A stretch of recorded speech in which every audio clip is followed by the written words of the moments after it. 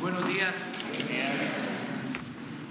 Nos da mucho gusto estar como todos los días aquí, ahora en compañía de la presidenta municipal de Naucalpan.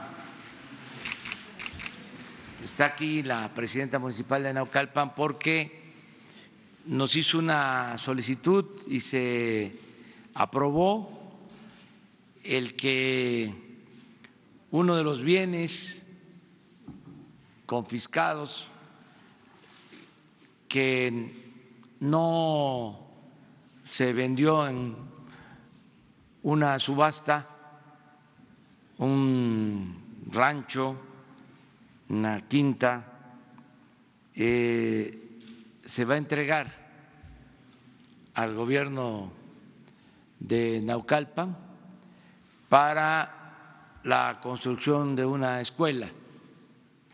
Entonces vamos también a utilizar esta modalidad. Siéntese, por favor. Eso lo vamos a tratar este día.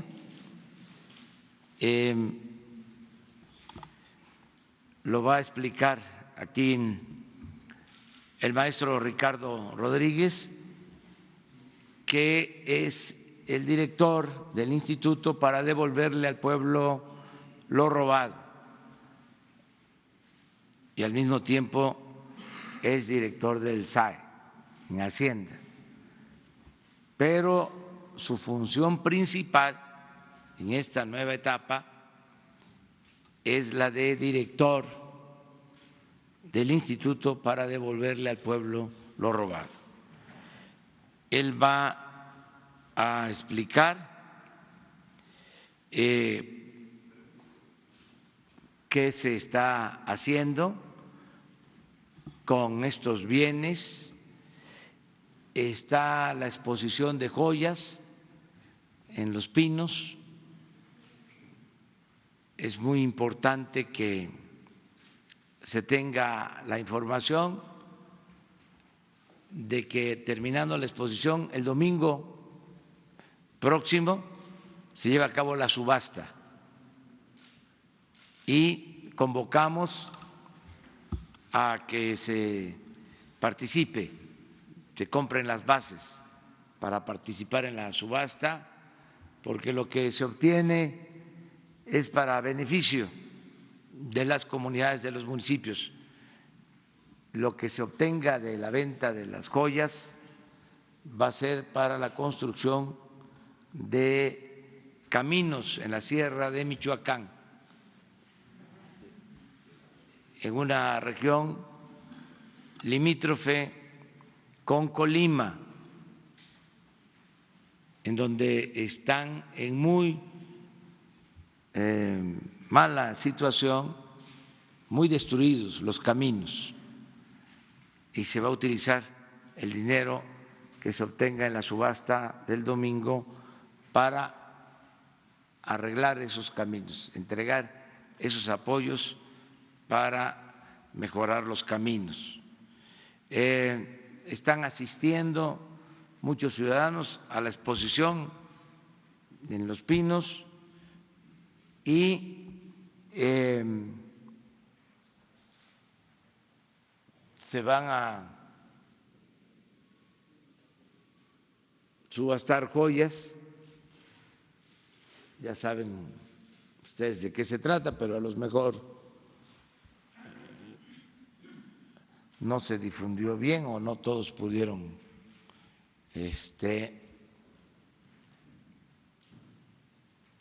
ver la exposición que se hizo hace unos días. Son joyas extravagantes.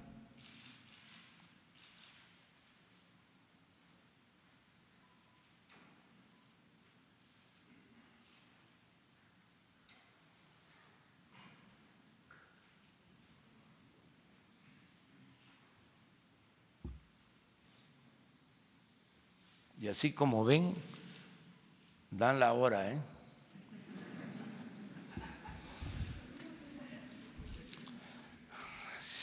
Bueno,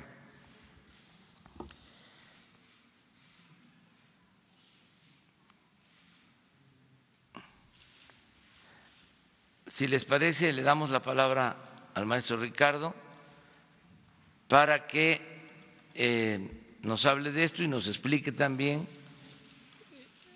de cuál es el procedimiento y la entrega de un rancho, de una quinta al gobierno de Naucalpan, a la presidenta Patricia Elisa Durán, que va a utilizar este predio para que funcione una escuela en Naucalpan.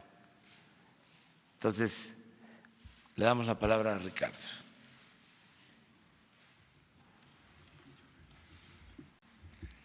Muchas gracias, señor presidente. Muy buenos días tengan todos, todas y todos. Comentarles que, con base a la instrucción que nos dio el señor presidente, el pasado domingo iniciamos la exposición de joyas en el Centro Cultural Los Pinos. Hemos tenido una afluencia mayor a 5,000 personas. Incluso el lunes, que está cerrado Los Pinos, tuvimos un gran número de visitantes. Comentarles también, para quien tenga bien visitar la exposición, hemos instalado un módulo para quien quiera comprar nuestras bases, lo haga también en el Centro Cultural Los Pinos al final de la exposición, y eso facilitarles que se registren para poder participar el domingo. Hacerles también el comentario que ampliamos nuestro periodo para poderse registrar. Usualmente era hasta el día de hoy, y hacerle un llamado a las personas que se amplió el plazo y pueden comprar las bases también hasta el día de mañana. Es importante mencionar dónde pueden comprar las bases. La pueden comprar en tiendas de conveniencia en todo el país, en 7-Eleven, lo pueden comprar en Chedraui, me refiero al interior del país, al interior de la República. Pueden comprarlas, es muy fácil comprarlas en Chedraui, es muy fácil comprarlas en 7-Eleven, en Telecom también. Aquí en la Ciudad de México, además de los lugares ya descritos y mencionados, también lo pueden ser en el SAE, o en el interior de la República, en las delegaciones regionales del SAE. Entonces, sí, hacer un atento llamado a la ciudadanía a que participen. Como el señor presidente lo ha dicho, pueden comprar un bien para hacer el bien. Estas son subastas con sentido social, son subastas para ayudar a las comunidades más marginadas del país, para que hacerlo por el bien de las zonas de mayor pobreza. Y es por eso que nosotros estamos hoy haciendo de nueva cuenta el llamado a que la ciudadanía participe en estas subastas de joyas. También lo pueden hacer vía telefónica. Quien no pueda asistir a Los Pinos el domingo, que esté en el interior del país, o ya sea aquí, pero que no puedan asistir, lo pueden hacer vía telefónica. Insisto, pusimos un módulo en Los Pinos, en el Centro Cultural, ahí también se pueden registrar. Son joyas extravagantes, pero hay un margen también.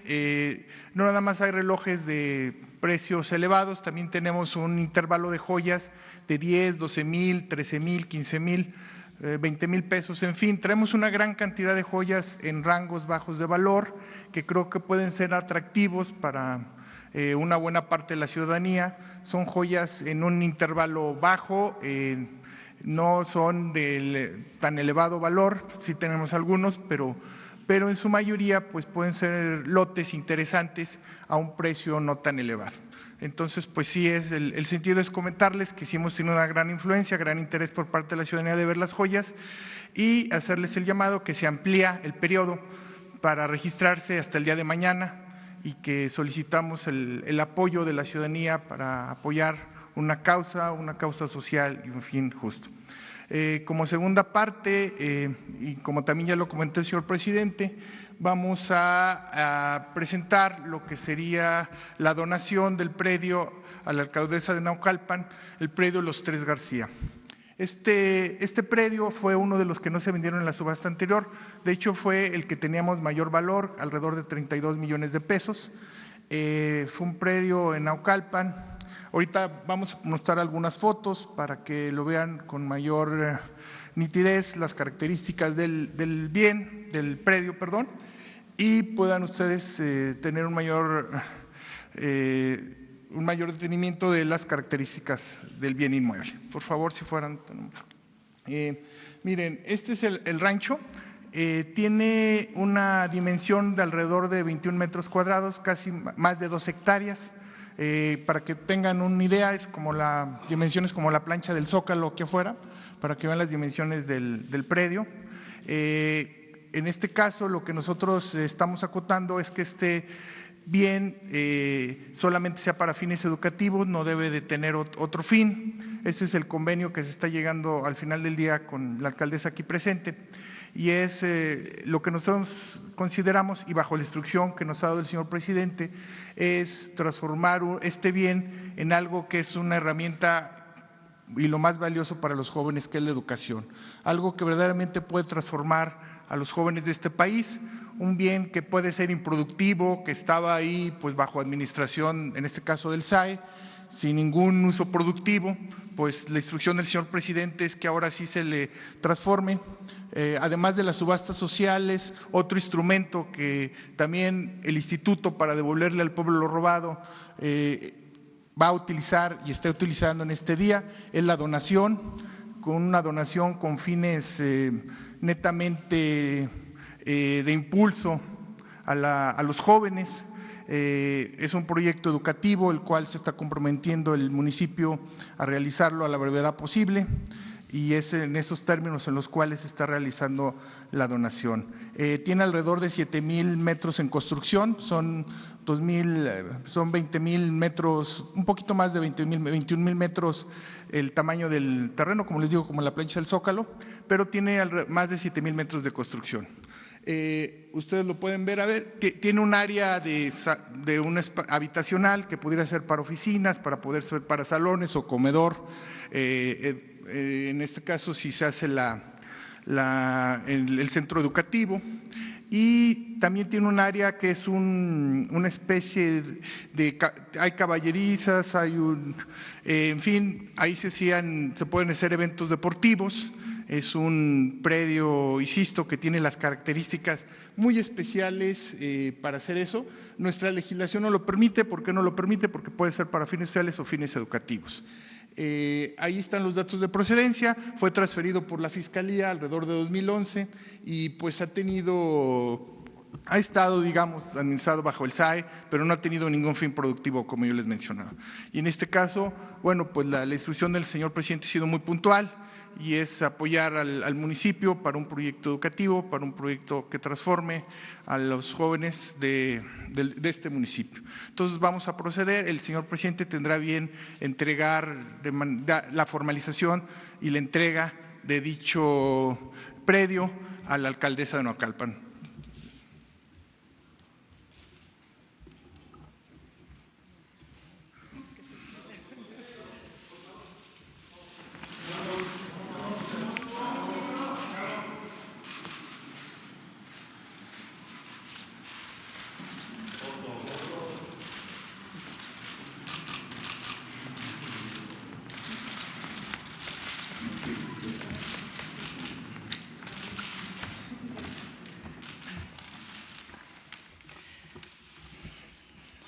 Muy buenos días a todas y a todos los presentes. Lo más loable de un hombre de Estado es su compromiso social. Y lo más admirable de quien gobierna es el cumplimiento de su palabra dada a los ciudadanos. Muy apreciado señor presidente Andrés Manuel López Obrador, desde mi personal emoción y mucha emoción, por su apoyo y por su sensibilidad municipalista, reconozco en usted a un estadista comprometido con su pueblo. Gracias por ser un mandatario que sí cumple lo que promete. Felicidades por su honestidad y congruencia. A nombre de la comunidad de Naucalpan de Juárez, que me honro en representar como presidenta municipal, vengo a recibir de manos del presidente de México el predio donde construiremos una nueva institución de educación superior. En este terreno de más de 21,000 metros cuadrados, ubicado en el ejido de Los Remedios, Naucalpan, realizaremos uno de los proyectos insignia de nuestro gobierno, la Universidad Pública Naucalpense, cuya oferta educativa será multidisciplinaria y ofrecerá oportunidad de estudio profesional a los más de 65,000 jóvenes que hay en Naucalpan entre 15 y 19 años. De inmediato promoveremos convenios con el Gobierno del Estado y con otras escuelas de educación superior a fin de ofrecer carreras alineadas a las necesidades del desarrollo municipal de Naucalpan y de la región. Con recursos propios invertiremos 32 millones de pesos, 32 millones de pesos para que a partir del próximo año podamos ya formar a la primera generación de estudiantes en la Universidad Pública Naucalpense. Será un honor y un privilegio, señor presidente, que nos distinga con su presencia para inaugurar y entregar esta universidad que será completa y funcional en sus instalaciones en Naucalpan. Le refrendo mi personal reconocimiento. Los jóvenes de Naucalpan se lo agradecen, los naucalpenses se lo agradecemos. Con respeto y con cariño, a nombre de los naucalpenses, le expreso nuestra más profunda gratitud y por su generosidad y solidaridad. Tenga la seguridad de que nuestro gobierno en Naucalpan y yo haremos nuestra mejor parte para que su gestión presidencial siga siendo exitosa en beneficio de los mexicanos. En Naucalpan no les vamos a fallar. Muchas gracias, señor presidente.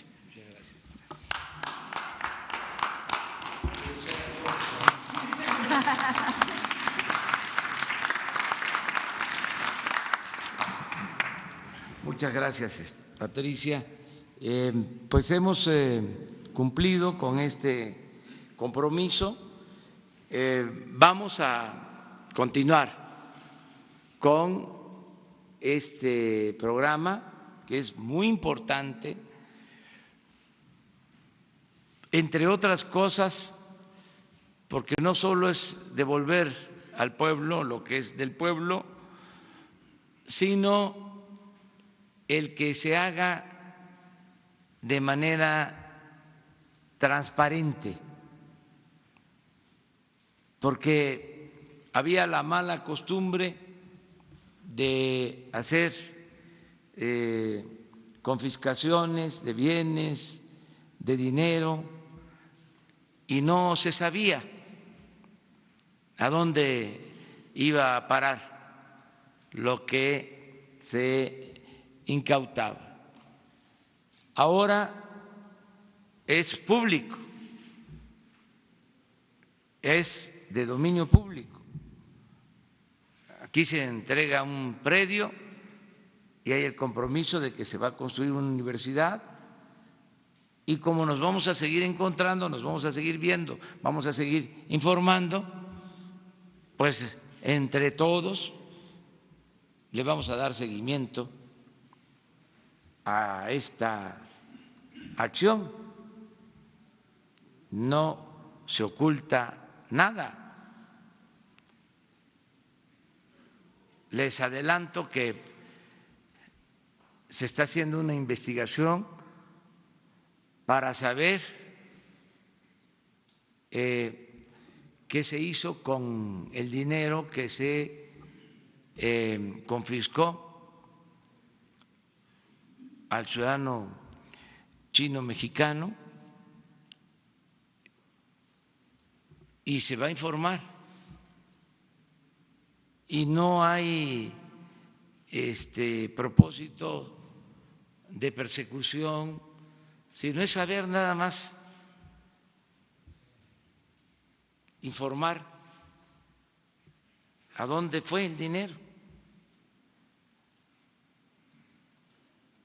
Y como ya inició la investigación, ya se descubrió o nos enteramos, al menos el presidente se enteró, de que está la casa en donde se encontró todo ese dinero, y es una casa bien ubicada en una de las zonas más exclusivas de la Ciudad de México, y ya se está haciendo el trámite para subastarla.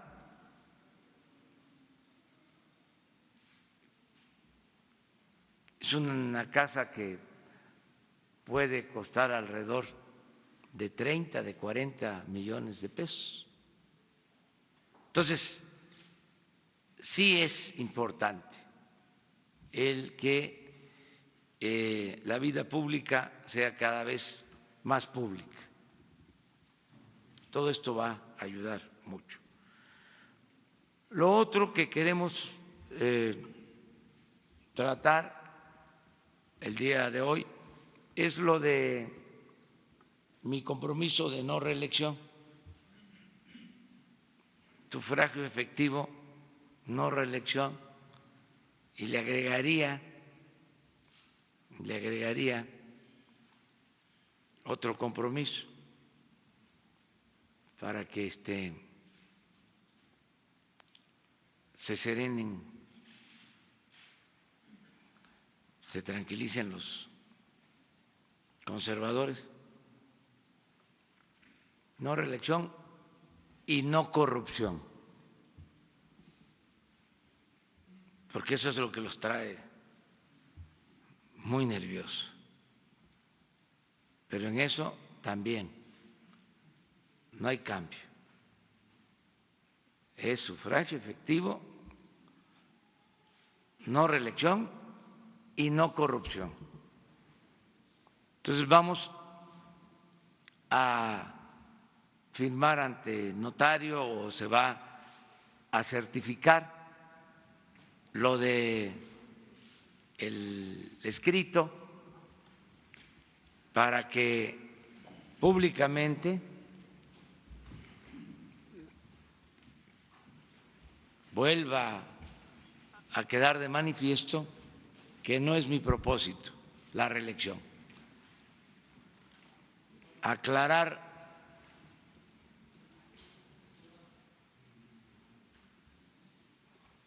primero que no solo estoy en contra de la reelección, sino que estoy proponiendo la revocación del mandato. Que en el 21 se le pregunte a los mexicanos si quieren que yo continúe en la presidencia o que renuncie. Eso sí, hace falta, también se certifica ante el notario público.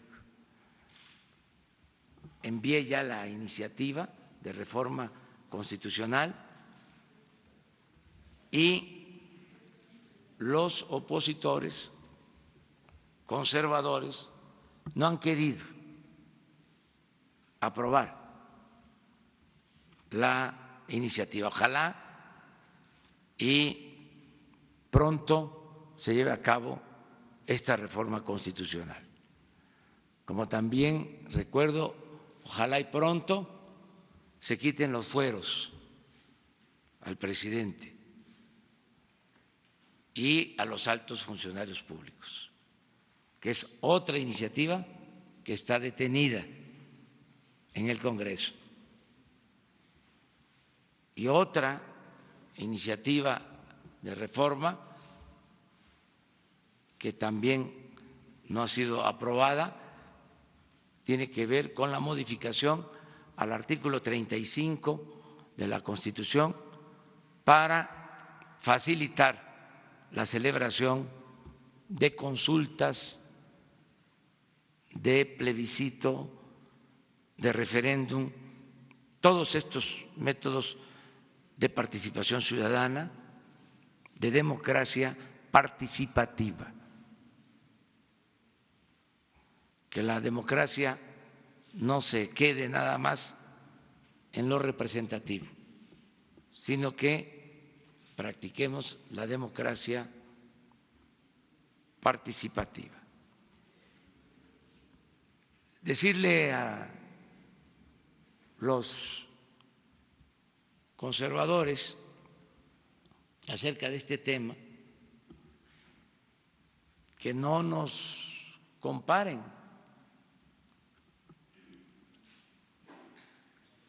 Hay una historia breve que es importante que se conozca o que se refresque. Porfirio Díaz, que al final de cuentas es el ídolo, el guía del conservadurismo actual, de los intelectuales orgánicos del régimen, porque lo que se padeció en los últimos años no es más que neoporfirismo,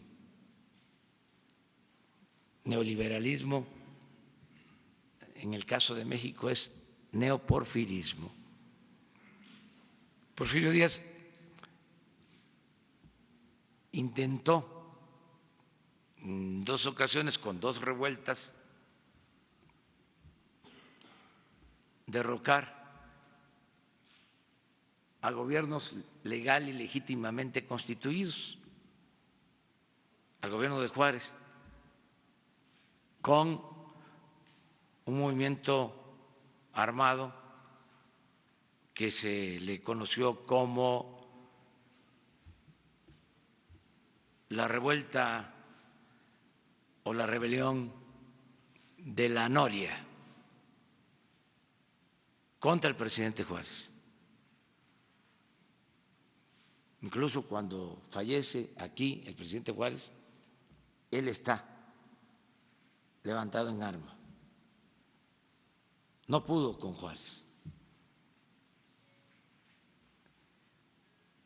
Luego sustituye al presidente Juárez el presidente de la Corte, Sebastián Lerdo de Tejada, termina el gobierno de Juárez y es electo como presidente constitucional, y de nuevo se levanta en armas Porfirio Díaz con el movimiento que se conoce como el Plan de Tuxtepec. Esto en 1876. ¿Y saben cuál era la bandera de Porfirio Díaz? Que al final terminó derrocando a Sebastián Lerdo de Tejada, que tuvo que irse al exilio y allá murió en Estados Unidos. No quiso regresar, con mucha dignidad. Pero la bandera de Porfirio Díaz entonces fue la no reelección. 1876. En el plan de Tuxtepec se decía, palabras más, palabras menos, que nadie se perpetúe en el poder y esta será la última revolución. Y ese señor, ídolo de los conservadores de ahora, se quedó 34 años en la presidencia, hasta que con la Revolución Mexicana se le hizo a un lado y tuvo que dejar la presidencia e irse al destierro a Francia. Esa es la historia. Entonces, soy maderista y creo en el sufragio efectivo, no reelección. Y por eso voy a durar el tiempo que el pueblo quiera. No me voy a aferrar a la presidencia. tengo que hacer esto porque no les voy a dejar pasar nada a los conservadores. Además, es muy buena la polémica, porque nos ayuda a conocer la historia, que es la maestra de la vida. Además, si no sabemos de dónde venimos, no vamos a saber hacia dónde vamos. Todo esto ayuda mucho. Es pedagogía política. De modo que bienvenida la polémica, el debate. Además que no les voy a dar el gusto de que me comparen con sus ídolos. Eso sí calienta. Nosotros tenemos un pensamiento libertario y democrático. Dicho todo lo anterior, procedo a la ceremonia con el notario a firmar el libro.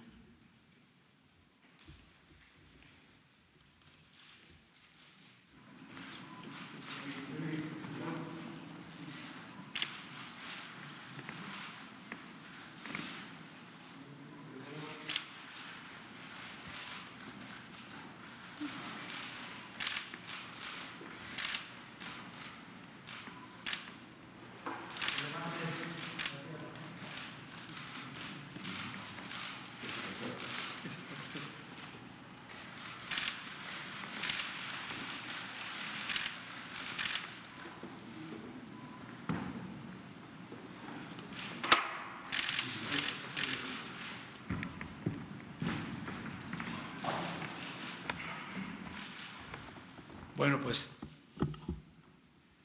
esta pluma es del notario.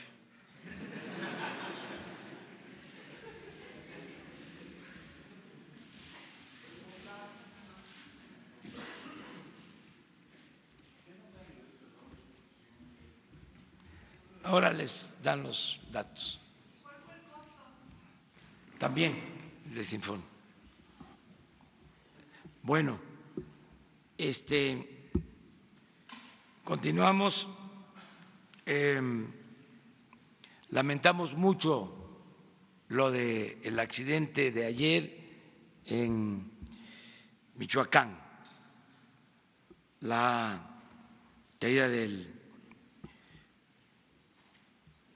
helicóptero en Michoacán, en el que pierden la vida 4 personas: José Martín Godoy Castro, secretario de Seguridad Pública de Michoacán; Germán Ortega Silva, director del Seguro Popular de Michoacán; Humberto Suárez, piloto; Arturo Duclos, piloto; a sus familiares, a sus amigos, nuestro pésame.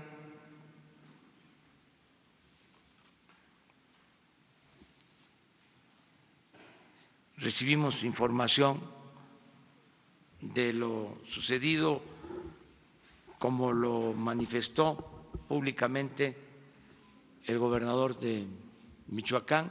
De todas maneras, se hacen las investigaciones correspondientes. Eso es lo que tenemos para hoy en cuanto a información, y abrimos la sesión de preguntas y respuestas.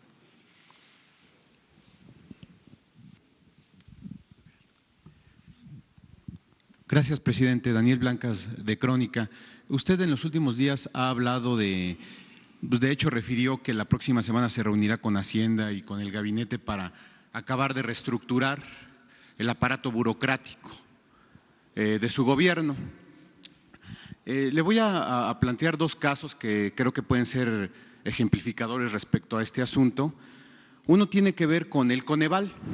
Estuvimos revisando datos de la función pública y de la Secretaría de Hacienda respecto a este organismo. Usted también ha referido que en la época neoliberal pues se inclinaban por crear instituciones que luego pues solamente engordaban las arcas públicas, ¿no?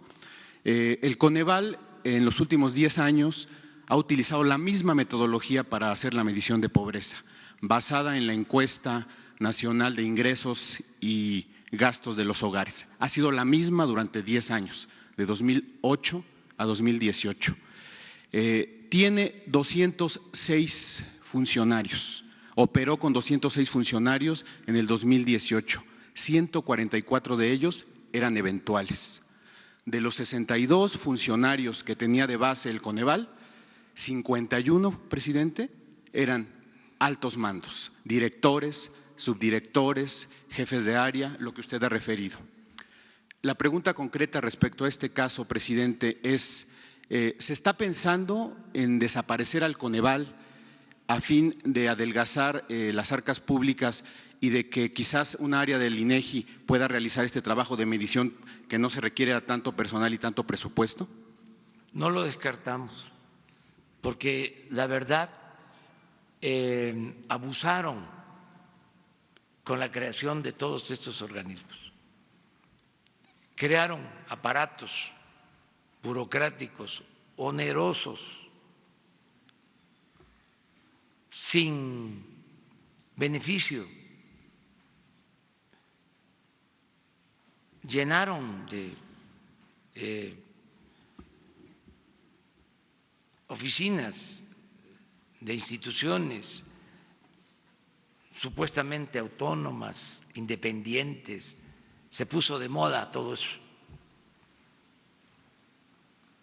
Y existen instituciones, lo que planteas, si se tiene el INEGI, ¿por qué no el INEGI hace esa función? Imagínense, más de 200 trabajadores y los de arriba bien servidos, sueldos de 200 hasta 300,000 pesos mensuales. ¿Por qué se optó por eso? Para simular. Aquí hablábamos de la creación, que fue de los pioneros en la etapa neoliberal, apoyado por la llamada sociedad civil, el Instituto de la Transparencia. ¿Cuánto se ha gastado en ese instituto? Tiene un presupuesto de alrededor de 1,000 millones de pesos al año. Y resulta que en la época de más corrupción no vieron nada. Se hicieron de la vista gorda. Por eso los sueldos elevadísimos. Imagínense si se van a poner a cumplir con su deber, si reciben 300, 400,000 pesos mensuales, se quedan calladitos y son capaces de hacer cualquier cosa. En el caso de este instituto, fue capaz de declarar la condonación de impuestos que hizo Fox como un asunto privado o mantenerlo en secreto.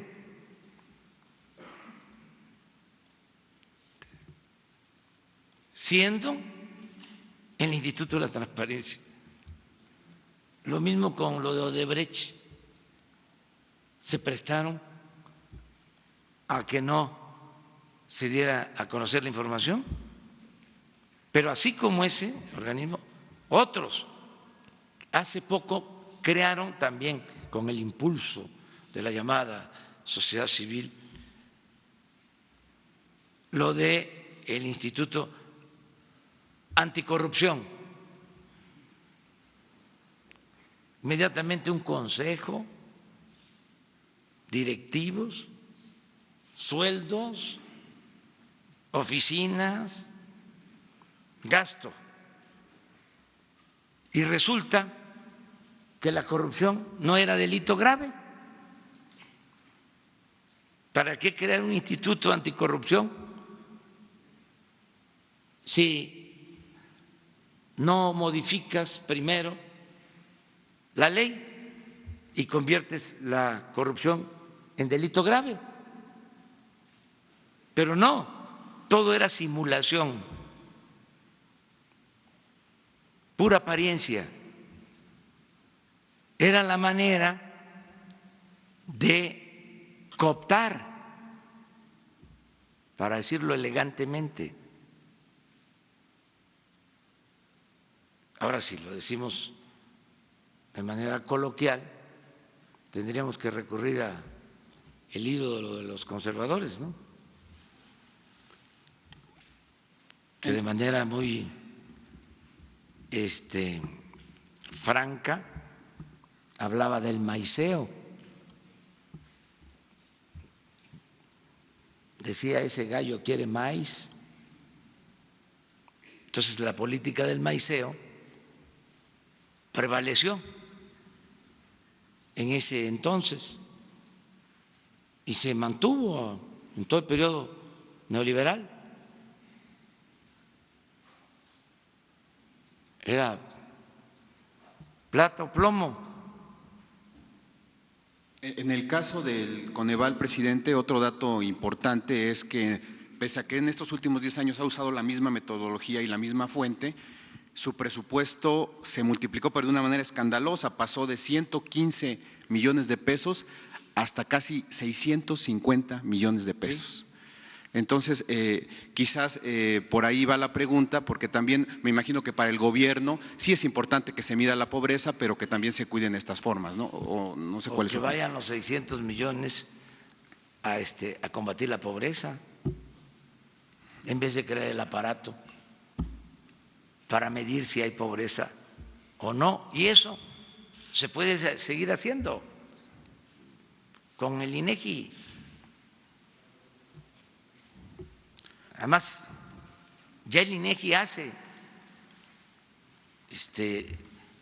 trabajo, ya mide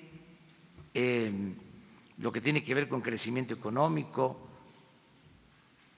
y también mide pobreza. Entonces, son cosas que se tienen que ir ajustando. Es parte de la transformación, de la austeridad republicana. Ok, presidente, la otra pregunta que le quiero hacer, usted en los últimos días pues ha estado hablando mucho de la prensa, mucho de los reporteros, del papel que debemos de jugar.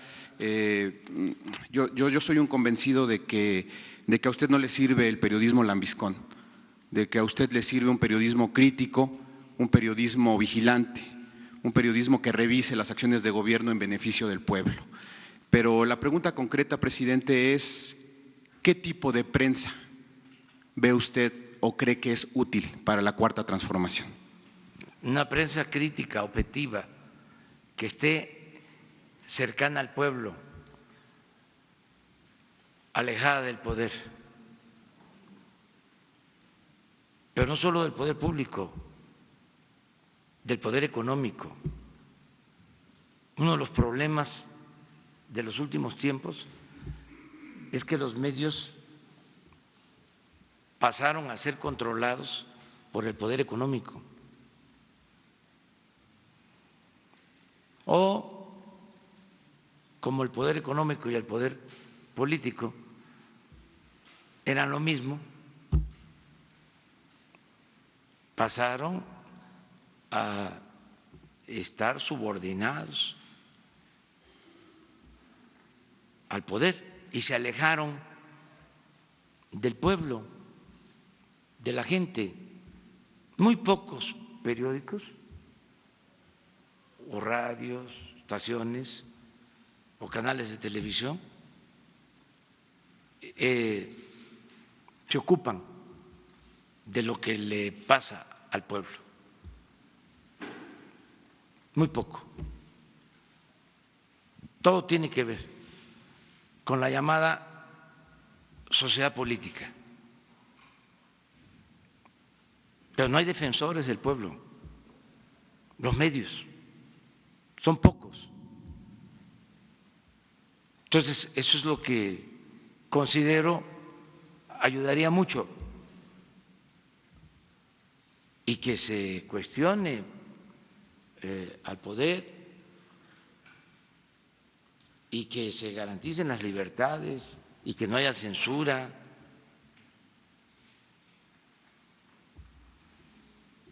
Eso es lo que planteo. Pero imagínense en la historia del periodismo. O sea, siendo autocríticos, imagínense lo que fue el periodismo en la época de la Reforma. ¿Qué fue el periodismo en la Revolución? Hablaba yo la vez pasada de Zarco. Me dicen, no, es que ya tiene mucho tiempo. Sí, claro, tiene mucho tiempo, pero pues es un ejemplo a seguir. Buen escritor, liberal, patriota, no andaba ahí procurando ser objetivo. ¿Existe la objetividad o es un recurso para escaparse y no tomar partido?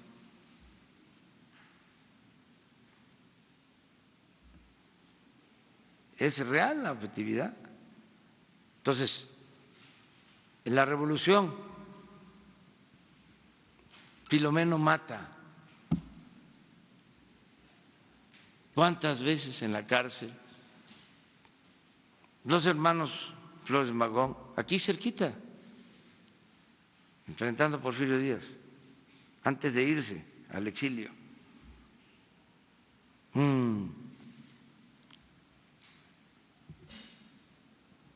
5 de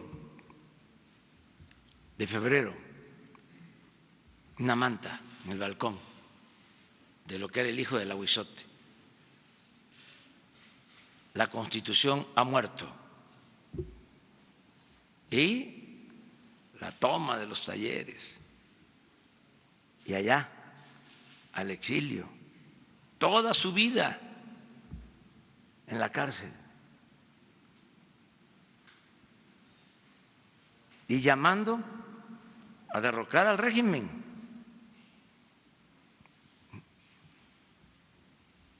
Y así, ese periodismo pues es el que yo admiro. Hay un periodista que no se conoce mucho, se sabe más de él, porque eso fue un extraordinario pintor, Clausel. Enfrenta a Porfirio Díaz, lo encarcelan, era joven, se les escapa y se va a Europa y allá tiene maestros extraordinarios de pintura, regresa, ya no ejerce el periodismo, no se mete en la política, se dedica al arte y es un extraordinario pintor que, por cierto, yo quiero aquí dedicarle una sala a Clausel, porque se conoce poco y es un artista extraordinario, pero su historia como periodista opositor es importantísima. Entonces, ¿qué pasa después? ya no hay el mismo arrojo, no hay compromisos para la transformación, porque son independientes, los más avanzados no toman partido. Entonces es bueno el debate en este sentido. Porque a veces da la impresión de que usted se molesta si lo cuestiona. No, para nada. Lo que dijo ese día de que no se portó bien y por eso no lo leo. No, porque se confunde. Mire, suele pasar en que algunos medios no toman partido, no se definen y en apariencia son progresistas y hasta se piensa que son de izquierda y engañan. Yo me acuerdo que el doctor Nava decía, en San Luis Potosí hay 2 periódicos, uno que de plano está en contra de nosotros, representa al régimen, pero sin simulación, abierto, en contra. Y hay otro con apariencia de plural,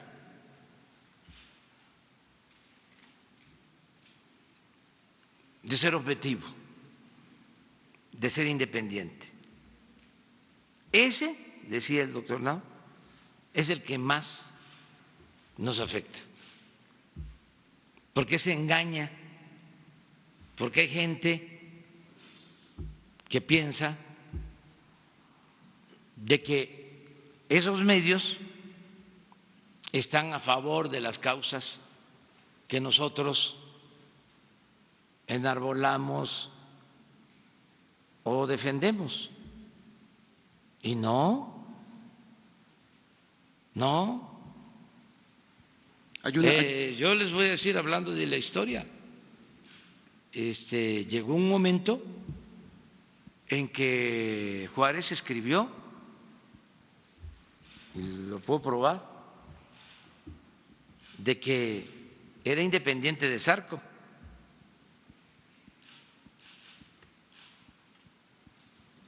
sea, entonces,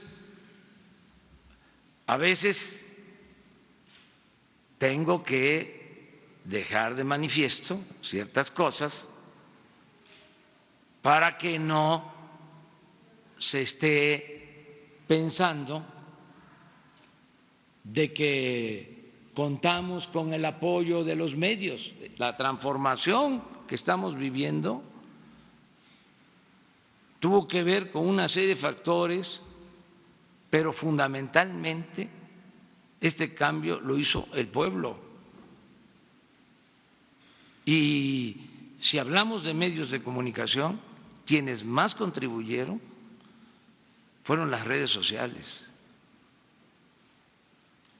no las revistas o los periódicos o la radio o la televisión convencional. Pero bueno, de eso a que yo esté en contra de los medios, no. Hay una frase de Orwell que dice: periodismo es publicar lo que alguien no quiere que publiques, todo lo demás son relaciones públicas. Sí, que todo el mundo se exprese, se manifieste, que haya libertad plena, pero que también haya réplica, que la comunicación, y es otra forma de definir esto, son mensajes de ida y vuelta, no solo en un solo sentido, que antes también no se podía tocar a los medios. Te metías con un medio y se desataba una campaña que acababa con el prestigio de un dirigente. Hasta la fecha, a nivel mundial, los dirigentes opositores padecen de eso, de campañas de desprestigio. Ahora Corbyn en el Reino Unido está siendo acusado de racista y lo tienen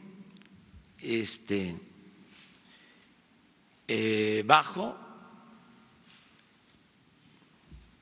un golpeteo permanente de los medios conservadores. Ayer recibí al dirigente de un movimiento francés y lo mismo, hablamos del tema. Igual. Y un ejemplo, miren, ¿por qué los conservadores no reparten volantes? ¿Por qué no hacen asambleas, no hacen mítines?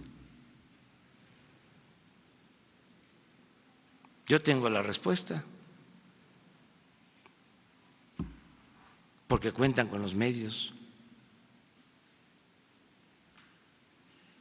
No con todos, pero con la mayoría. Y esto viene de lejos. Lucas Alamán le mandó a decir a Santana que regresara después de que Santana había causado la gran tragedia y nos habían arrebatado la mitad de nuestro territorio y se tuvo que ir al exilio. Pues el jefe, el ideólogo de los conservadores, Lucas Alamán, le escribe diciendo: venga, no se preocupe, nosotros tenemos el control de la mayoría de los periódicos y nosotros influimos en la opinión pública. Y en efecto lo trajeron con el apoyo de los medios. Entonces, qué bien que estamos tratando estos temas y yo celebro mucho de que se haya avanzado con lo de las redes sociales. Se pueden exceder, no sé cómo le llaman en inglés, a cuando se inventa eso, aunque haya noticias falsas, que creo que es la traducción en español, ¿sí? Muchas en las redes, porque eso es la novedad, ¿no? Pero no dura eso. No dura, porque en las mismas redes hay respuesta, se aclara, se termina aclarando todo. Entonces, sí es un buen tema, pero no en mal plan, sino para ver, como decía un político de izquierda revolucionario universal, el qué hacer, qué tienen que hacer los medios, o sea, en la nueva realidad, qué tenemos que hacer todos en una nueva realidad, porque ya cambiaron las cosas y lo que cambió, y eso hay que entenderlo, fue la mentalidad del pueblo. Entonces, ya no podemos seguir haciendo el mismo periodismo ni la misma política de antes. Se requiere revisar bien todo esto y no enojarnos. ¿Para qué nos vamos a enojar? Pero sí, la cuarta transformación significa debate, análisis crítico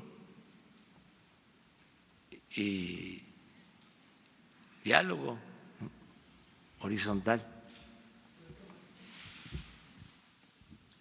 Buenos días, presidente. Alberto Rodríguez, de CDP Noticias. En Monterrey se están quejando de que la gasolina es de peor calidad que otras ciudades como en Guadalajara o en Ciudad de México debido a la norma oficial que prevalece en esa zona y acusan que la Comisión Reguladora de Energía está impidiendo que esta norma oficial cambie para que se homologue con la de otras partes del país.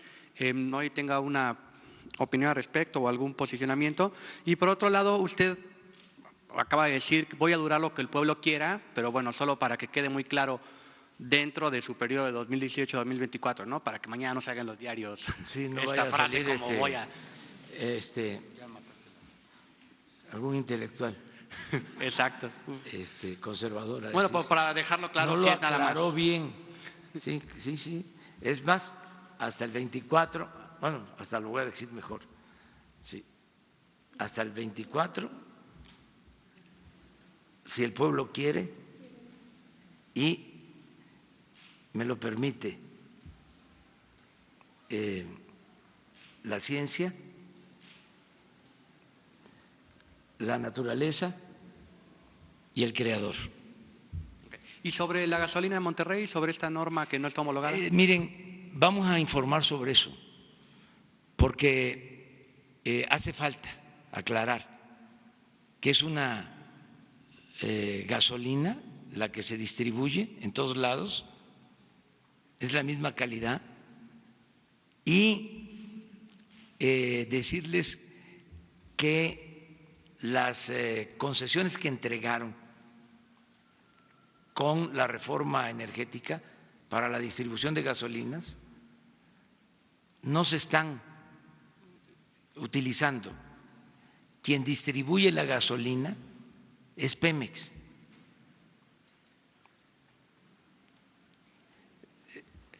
Todo eso lo tengo que decir porque en una especie de, bueno, no quiero usar la palabra, pero de pensar que lo extranjero es mejor. Cuando empezaron a instalarse las gasolineras de marcas extranjeras, empezaba la gente ahí a hacer cola y resulta que es la misma gasolina de Pemex, que a esas marcas les vende Pemex.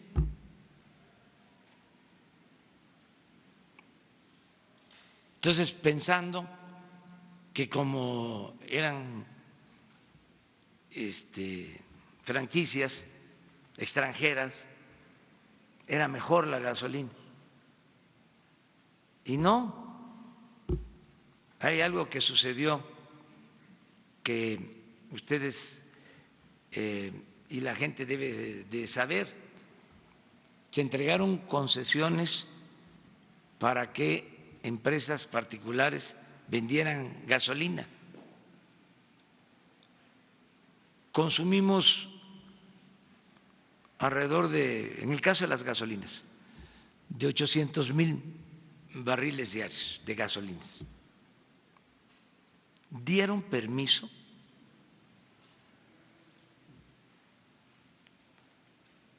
por 25 millones de barriles diarios, 30 veces más.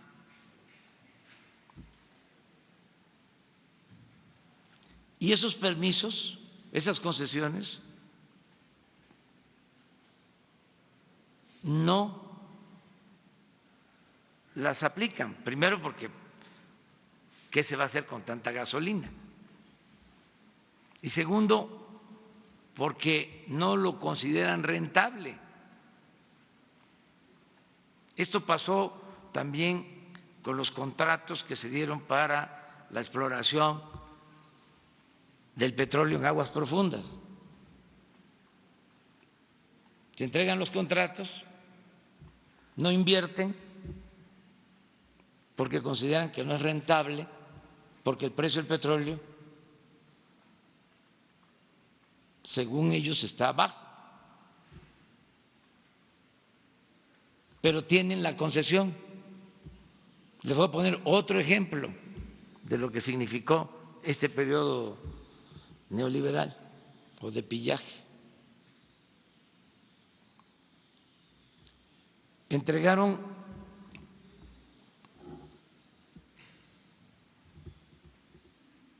como 60 millones de hectáreas del territorio nacional para la explotación minera. 60 millones de hectáreas. ¿Cuándo creen ustedes que se van a explotar en la minería 60 millones de hectáreas?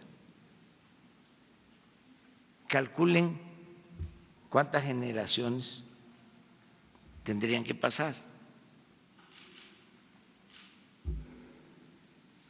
¿Qué hicieron? Pues entregaron títulos, concesiones, y en algunos casos esos títulos y concesiones se utilizaron para la especulación financiera, no para la explotación minera.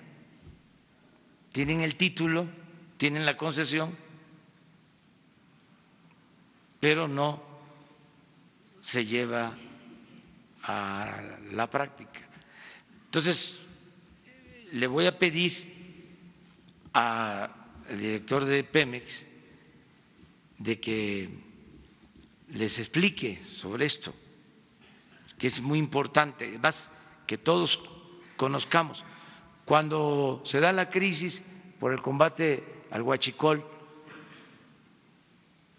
por el desabasto, ¿quién tiene que dar la cara? Pemex. Si ya tenían todas estas concesiones, pues estas empresas ya podrían estar dando el servicio, pero todo es en función del negocio.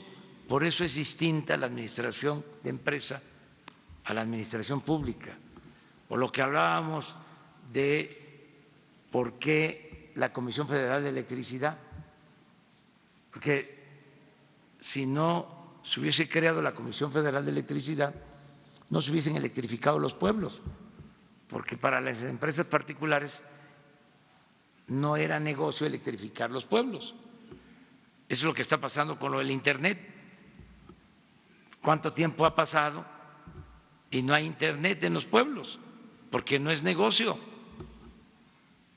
Por eso estamos creando la empresa para garantizar el Internet y que llegue a todos lados. Por cierto, me quedé en que les iba yo a mostrar de cómo ha mejorado lo de la refinación en el tiempo que llevamos.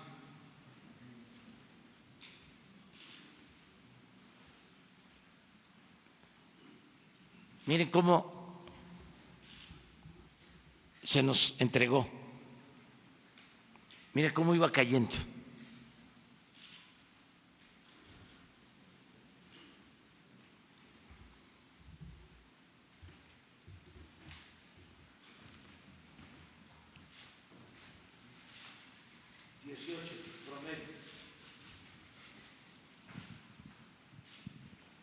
De barriles diarios procesados. Gasolina. Sí. Ahorita vamos a hay un desglose. Miren, en enero, ¿hasta dónde llegamos?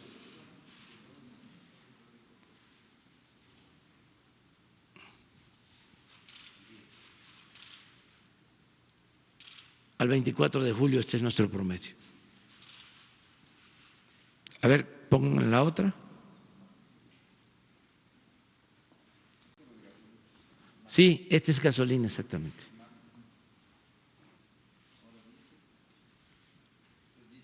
Este es diésel. Aquí se advierte esto con los trabajadores petroleros. Y desde luego con mantenimiento, con reparación,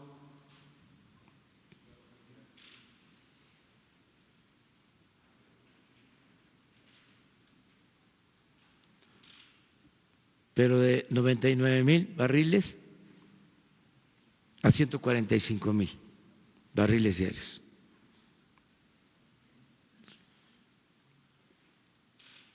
A ver, otro. Este es turbocina, esto se ha mantenido.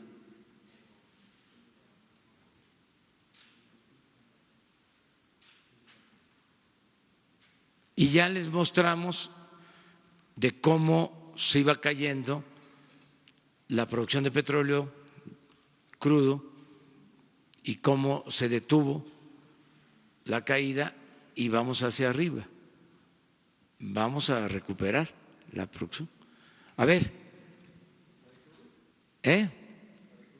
¿la tienen?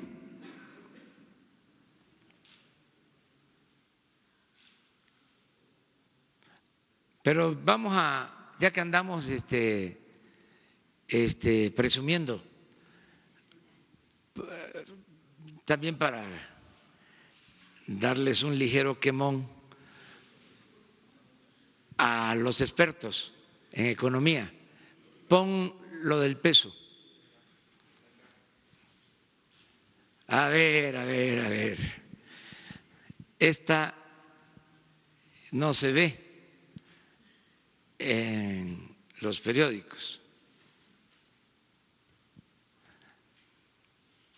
Estos son los países,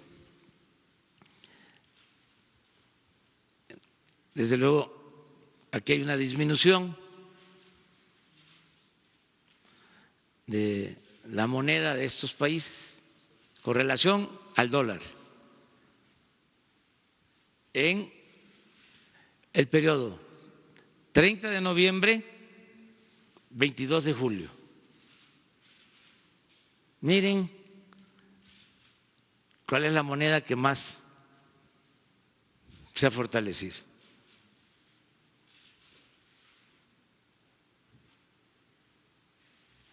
El peso mexicano.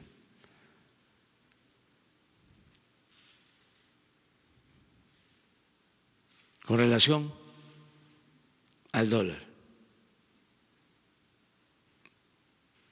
Digo, algo tengo que decir, ¿no? Porque ya están pronosticando la baja en el crecimiento. A ver, pon otra, ¿no tienes la de la inflación?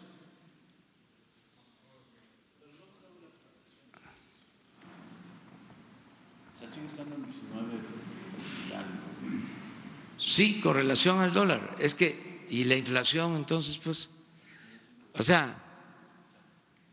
3.84. Sí, está bajo la inflación. Pero les vamos a traer también la gráfica, porque no tarde y me van a recetar la de crecimiento. Entonces, que se vea esto. Vamos bien, y en el caso del crecimiento, pues voy a seguir sosteniendo que no es lo mismo crecimiento que desarrollo. Ahora hay más desarrollo. Nada más un paréntesis. El notario es el licenciado Rafael Cuello Santos, de la notaría número 30. No cobró.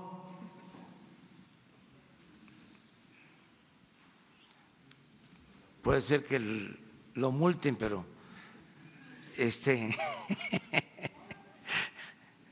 pero pues eso es lo que me están informando.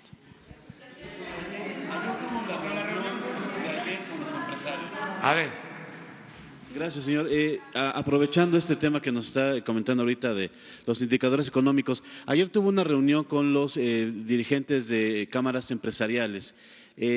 Saliendo nos comentaron que se estaba autorizando ya, o que usted veía con buenos ojos y con ciertas reglas, la inversión privada en el sector del energético, petroquímica incluso. También nos comentaron que sí ven una desaceleración económica, que ven que no se está creciendo lo que se requiere. ¿Qué se comentó en esta reunión acerca de estos dos temas, señor presidente? Hablamos de eso. Es que son visiones distintas. Nosotros lo que sostenemos es que hay más circulante abajo.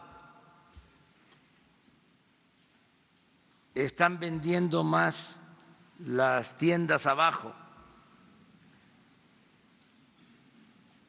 Tiene más dinero el pueblo, pues. Y crecimiento es acumulación de dinero, no necesariamente distribución de dinero.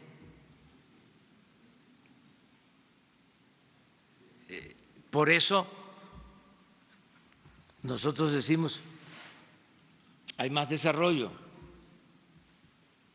Los técnicos, les decía yo, que ya empiezan a aceptar, los tecnócratas, y empiezan a agregarle al crecimiento lo de crecimiento incluyente, pero no, es desarrollo. Lo que debe de servirnos. Puede ser que se tengan tasas de crecimiento elevadas, pero se concentra el dinero arriba, y no es cierto, es una quimera, es un sofisma el que si llueve fuerte arriba,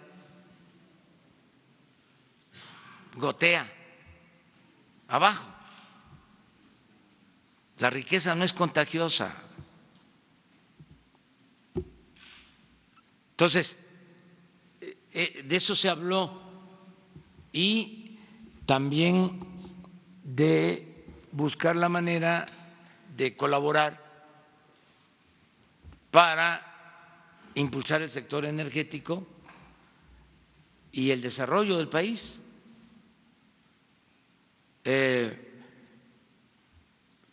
Con reglas claras.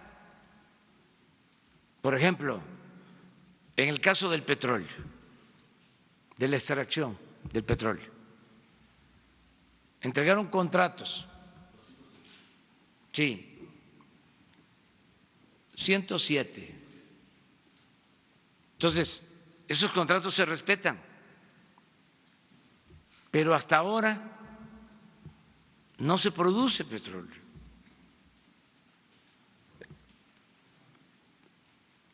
Con esos contratos, apenas una empresa extranjera italiana está extrayendo petróleo de un pozo. Me acaba de enviar el gerente dueño de la empresa una carta informándome, y de acuerdo a sus pronósticos, en el 21 esa empresa va a estar produciendo 100,000 barriles diarios. de gas y petróleo. Sí,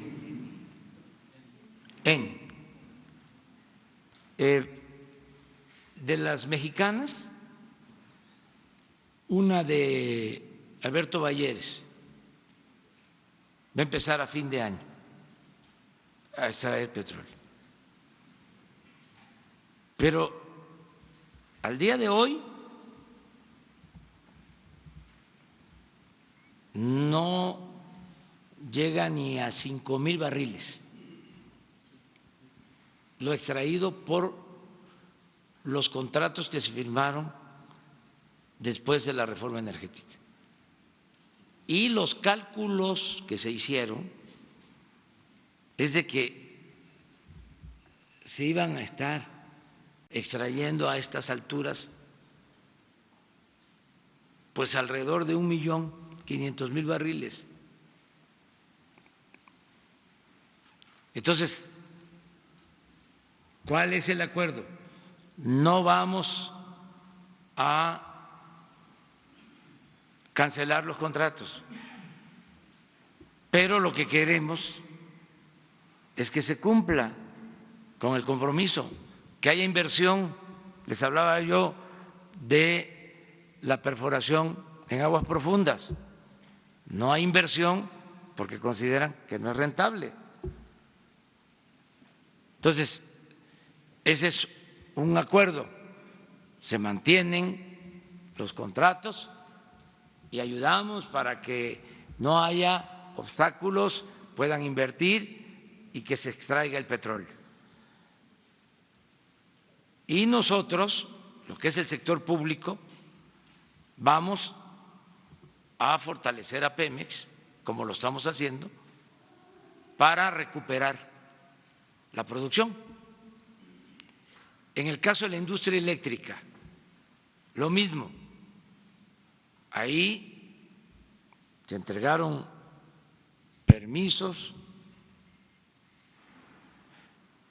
y ahora hay una proporción de 54-46, 54 de generación por parte de la Comisión Federal de Electricidad y 46 de particulares. Ahí se avanzó mucho en la entrega de los contratos.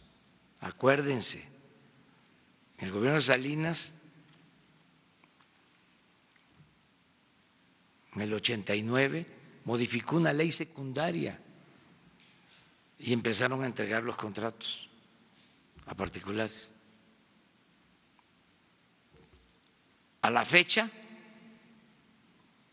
46% de la energía eléctrica que se produce tiene que ver con empresas. Entonces, nosotros lo que estamos planteando es mantener la misma proporción, 54-46.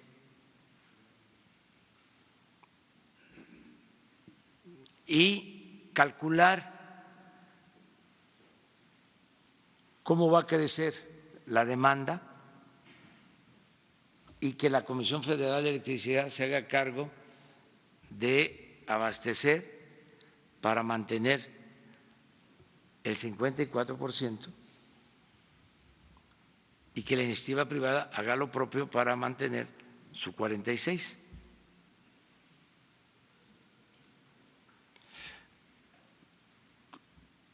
Y que se autorice la generación de energía tomando en cuenta en dónde hace falta, porque hay lugares donde se dieron permisos de más y se saturaron las líneas de transmisión. Toda esa infraestructura es de la Comisión Federal de Electricidad y es una especie también de subsidio, porque el que produce la energía la sube, ¿sí?, a la línea de transmisión y los costos de mantenimiento de esa línea de transmisión los absorbe la Comisión Federal de Electricidad. Todo eso es lo que se trató el día de ayer, pero con mucha claridad. Lo mismo lo de los gasoductos. Es decir, vamos a que se llegue a un arreglo, pero ya no sigan peleando y ya no sigan presentando pruebas de declaraciones del que estuvo de secretario de Hacienda.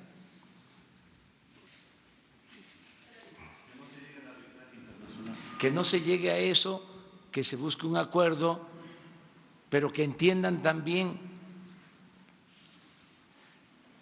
siempre les digo, así como ustedes defienden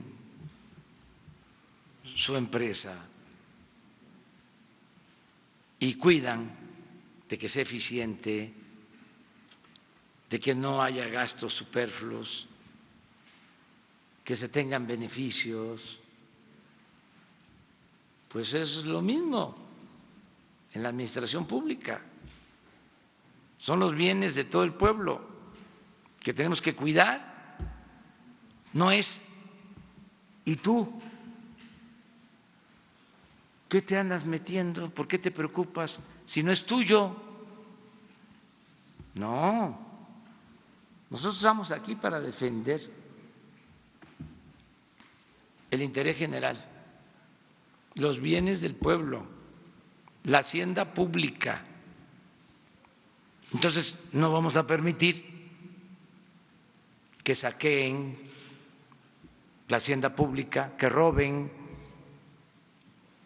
Imagínense si los que estuvieron aquí antes hubiesen estado de gerentes en empresas, los hubiesen corrido, pero rapidito, rapidito. Pero como no les importaba cuidar la hacienda pública, pues era un botín. Lo otro es que hablamos y que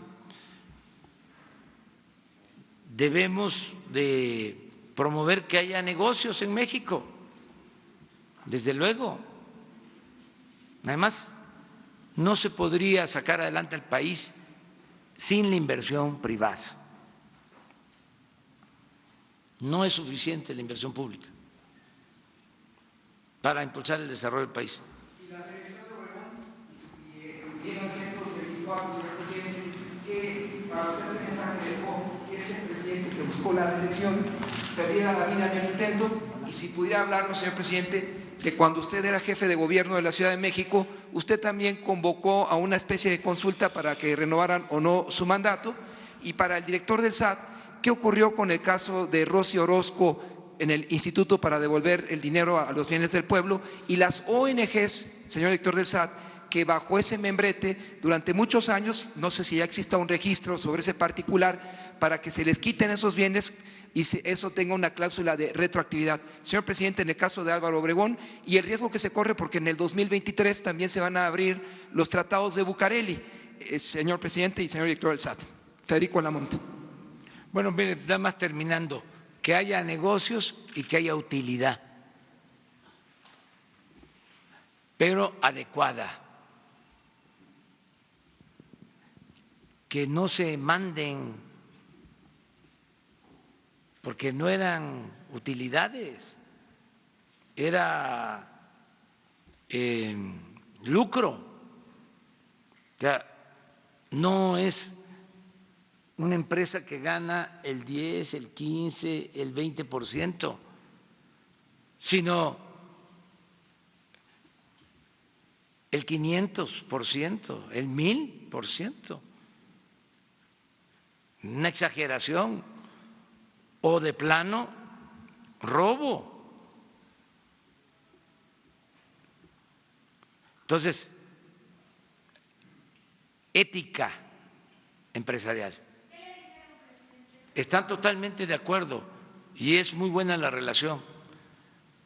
Y para que no haya malos entendidos y conjeturas, lo mejor es definir las reglas con mucha claridad, incluso participar juntos.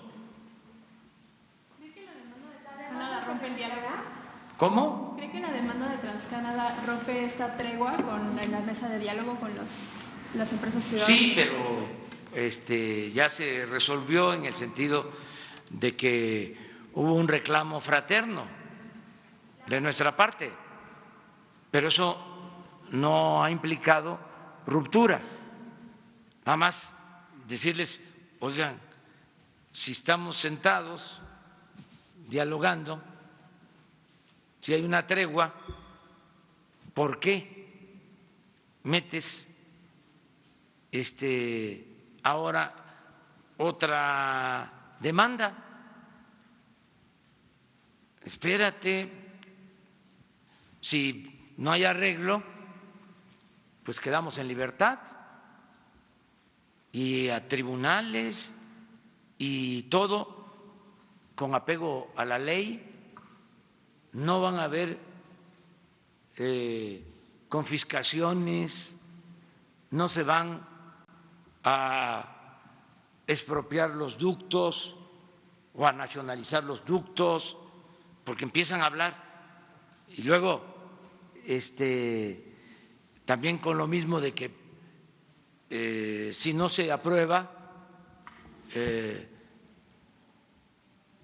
los acuerdos como se hicieron o se mantienen los contratos como se hicieron, pues entonces no vamos a tener gas y nos vamos a quedar sin luz. Pues no es cierto. Acabo de reunir con todos los técnicos, especialistas, y eso fue lo primero que les planteé, a ver cómo andamos en abasto de gas para energía eléctrica, cómo andamos en energía eléctrica, nos podemos quedar sin luz, pueden haber apagones. Y la respuesta de los técnicos, no. ¿Por qué les comento esto? Bueno, porque si fuese una situación de gravedad, pues tendría yo que actuar con mucha responsabilidad.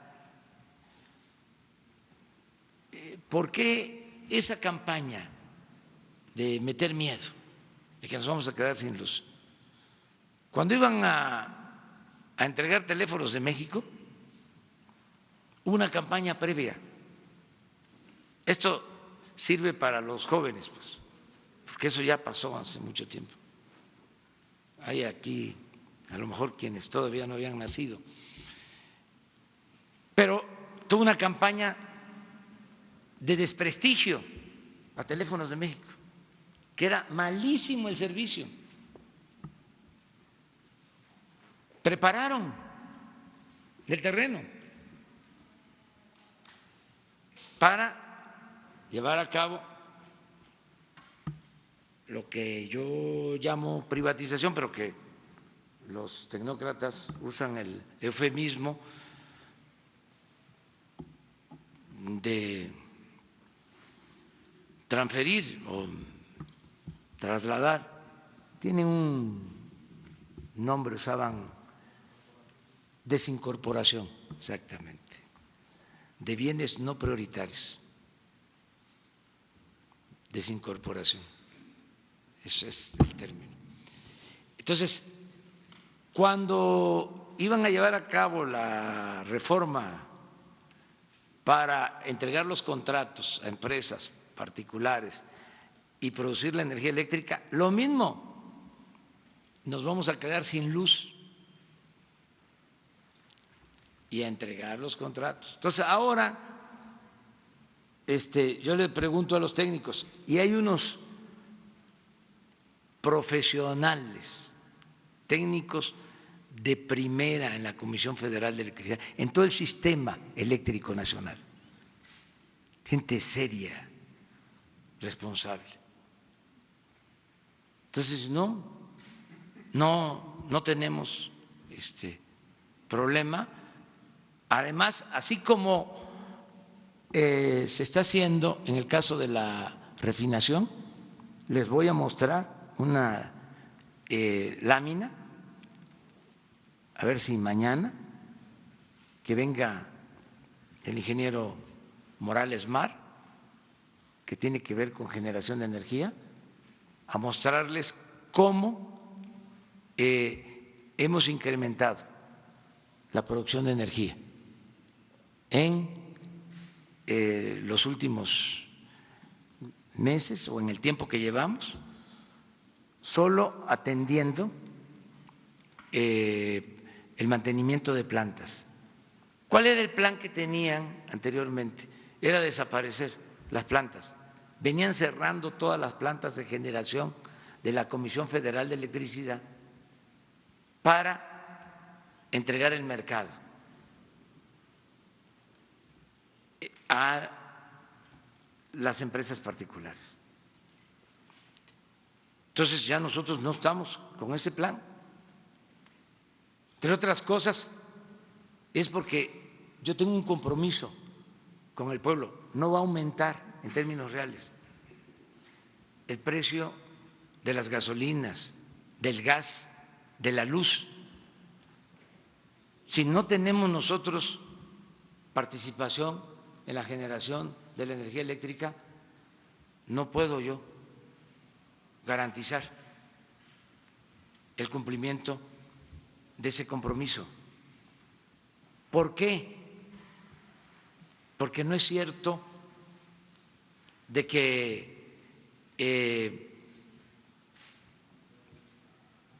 siempre, para no ser tan tajante, no siempre se cumple de que las empresas particulares son más eficientes y esto lleva a que haya competencia y que baje el precio de las tarifas o el precio al consumidor. Si así fuese, si llevamos 30 años con la privatización de la industria eléctrica y están produciendo el 46% de la energía, es para que hubiesen bajado los precios. Pero resulta que la energía eléctrica es más cara en México que en Estados Unidos. Entonces, esto no es un asunto político o ideológico, es de juicio práctico.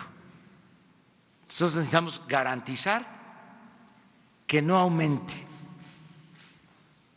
el precio de la luz en términos reales. Y para eso necesitamos tener participación. Y no es nada ilegal. La Constitución establece que el Estado debe de promover y encauzar el desarrollo nacional. Esta es una concepción distinta a la política neoliberal, en donde el Estado no debe de intervenir en nada. Todo es el mercado. Pues ya no. Regresamos al principio constitucional de que el Estado promueve y encauza el desarrollo nacional. Entonces, eso es para aclararlo. Ahora, ¿algún tipo de acuerdo al respecto de transparencia, de que se sí, cumplan con los proyectos pactados? Sí, se instaló una mesa con el sector privado para tratar los temas de energía y vamos a trabajar de manera conjunta. Y es muy buena la relación. Y lo que estamos haciendo es definiendo reglas claras. Esto se puede, esto no. y en donde se pueda, vamos, juntos. En el caso de la petroquímica, por ejemplo, o sea, nos dejaron plantas chatarras, no nos va a alcanzar el recurso, tendríamos que endeudar al país para levantarla. Entonces, ahí necesitamos inversión del sector privado. Y hay posibilidades de que participen. Eso es lo que se está definiendo. Es un plan general de participación conjunta en petróleo, con las condiciones que hice referencia, en petroquímica, en gas y en energía eléctrica. Es decir, cómo trabajamos de manera coordinada. Y así también en otros campos. Por ejemplo, nosotros queremos utilizar la banca de desarrollo para apoyar a los productores nacionales y producir en México lo que consumimos. Entonces, estamos llevando a cabo acciones directas de apoyo a productores, pero también van a orientarse créditos de la banca de desarrollo para la producción de alimentos, para la autosuficiencia alimentaria y fortalecimiento de la industria nacional y del mercado interno. Estos son acuerdos que estamos tomando. Acerca de lo que me preguntaste. Sí. Y que pagó con su vida sí. osadía. Y también al director del SAT que aclare las ONGs, el caso de Rocío Orozco por el Instituto de los Bienes Robados. El general Obregón pues ya es conocido. Él buscó la reelección. Intervinieron otros factores también. Pero pues lo mejor es que no haya reelección. Lo mejor es que no haya reelección. Y también porque a veces se olvidan las cosas, hay que andar refrescando la memoria por la amnesia conservadora. ¿Quiénes fueron los que empezaron con lo de la reelección? Sí, pero en los últimos tiempos, eso, o sea, ¿qué no hay ya reelección para presidentes municipales? Senadores y diputados. ¿Quién promovió eso? Los conservadores. Es que de veras, o sea, son muy hipócritas. Esa es la verdadera doctrina del conservadurismo, la hipocresía. Entonces, porque si hubiésemos nosotros promovido la reelección, que ya llevamos años luchando, ¿dónde está un discurso? A ver, donde yo haya planteado que estaba de acuerdo con la reelección. No, al contrario, en contra. Pero se les olvida todo eso. Ahora resulta que los que queremos la reelección somos nosotros. Y tengo que firmar hasta frente al notario.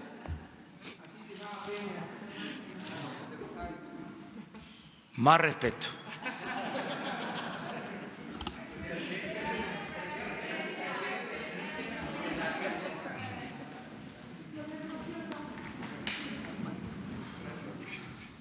En cuanto a la pregunta de Rocío Orozco, Como ustedes saben, presentamos algunos bienes inmuebles al inicio de la gestión de un servidor en el SAE.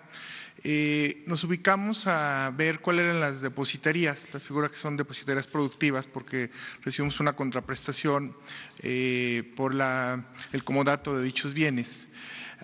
Y en esa búsqueda pues salieron las que comentan de Rocío Orozco, también salieron las del ex senador Gerardo Sánchez y una serie de casas que están en el Pedregal, que están en Bosques de las Lomas.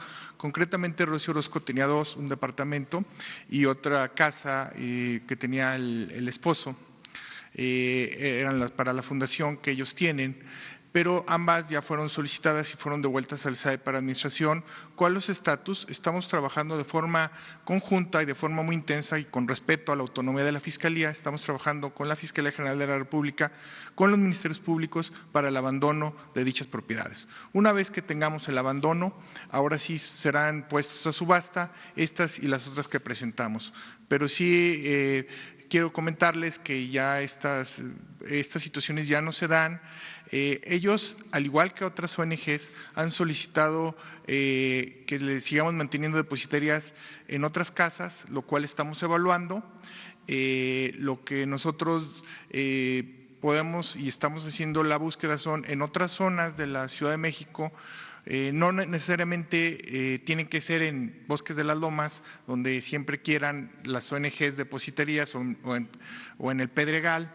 Es donde siempre solicitan, o en Jardines de la Montaña, pues es donde extrañamente solicitan las depositarías y es donde estas que son de más alto impacto, pues como la instrucción del señor presidente ha sido devolverle al pueblo justamente este tipo de bienes, nosotros lo que estamos es trabajando de forma intensa con la Fiscalía para la declaración de abandono. Acuérdense que también ya viene la aprobación de la Ley de Extinción de Dominio, lo cual para nosotros va a ser más expedita y más rápida la venta de bienes asegurados y nos va a facilitar con dicha aprobación de la ley. Entonces, en este sentido y de forma muy puntual, respondiendo al caso de Rocío Orozco, ya fueron estos bienes, ya están bajo administración del SAE, estamos trabajando de forma muy intensa para la declaración de abandono y ya la venta de dichos inmuebles. En la segunda observación de las depositarías, estamos también ya poniendo orden. De hecho, algunas ONGs que tenían también de alto valor nos han dicho, mira, nosotros queremos una de menor valor en otra zona, por favor, queremos seguir brindando nuestro fin y lo estamos platicando con cada una de ellas, estamos teniendo un diálogo de tal manera de llegar a un acuerdo y si ellos no la piden, pues darles en otra zona de menor valor, porque ellos también, como no es una contraprestación productiva, les cuesta un precio menor el darnos dicha contraprestación. Entonces, sí estamos poniendo un orden, no hay nada discrecional, no es porque al director del SAE le llega una llamada de un agente político, oye, dásela a mis amigos, esto ya no sucede, esto ya es con mucha transparencia y con mucha claridad y poner orden en lo que es las ONGs y en lo que es la figura de depositarías. Ya mañana, ya se terminó. Se terminó. Luego, ¿saben qué? Me recomiendan, no me reclaman, me recomiendan, de que no nos tardemos tanto.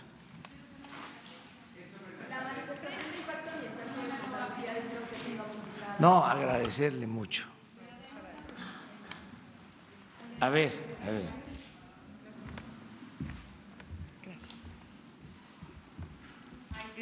Gracias.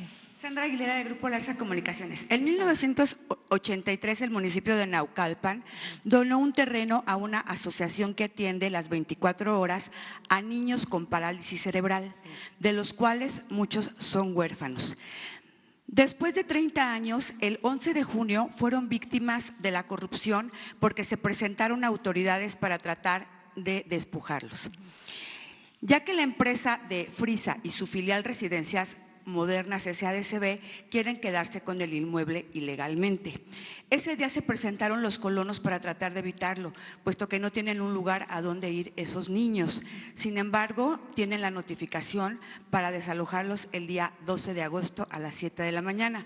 Mi pregunta es, señor presidente, si en su gobierno hará centros de atención 24 horas para niños con parálisis cerebral o algún otro tipo de discapacidad, y a la alcaldesa si estaba enterada y qué piensa hacer al respecto. Muchas gracias. Por supuesto. Con relación a la fundación, sí, efectivamente, ese predio se donó al gobierno municipal, el gobierno municipal lo dona a la fundación y la empresa está actuando arbitrariamente. Ese terreno era municipal y se donó a la fundación. En el tema también, complementando lo que se le pregunta al presidente, en el caso de Naucalpan, en los ejes que hemos marcado, principalmente de apoyo a las personas con discapacidad, estamos ahorita ya en el inicio de la construcción de un nuevo CRIS en Naucalpan. Ya tendríamos 2 centros de rehabilitación para personas con discapacidad y ahí también estaríamos atendiendo a estas personas en caso de que se les desalojaran. Lo que sí quiero comentar es que el gobierno municipal le está dando todo el apoyo a la fundación, completamente, jurídico y todo el apoyo que se necesita para que no los desalojen. Muchas gracias. Me ayudaron mucho, muy bien contestada, muy bien, muchas gracias. Nos vemos mañana. Mañana al impacto ambiental. Se quedó de que para hoy, ¿verdad? ¿Mande? 4:30 de la tarde se publica lo del impacto ambiental de la construcción del aeropuerto en Santa Lucía. Y nos vemos entonces mañana. Mañana.